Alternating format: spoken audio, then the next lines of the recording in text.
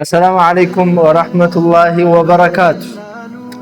እናታችን ዓኢሻ ረዲየላሁ ዐንሃ ረሱልን ሰለላሁ ዐለይሂ ወሰለም አላህ ሱብሓነሁ ወተዓላ ለይለቱል ቀድርን ከወፈቀን ምናልባት ሌሊቱ የለይለቱል ቀድር ለይል መሆኑን ካወቅን ምን ብናበዛ ይመረጣል ብላ እናታችን ዓኢሻ ረሱል ሰለላሁ ዐለይሂ ወሰለም ትጠይቃለች።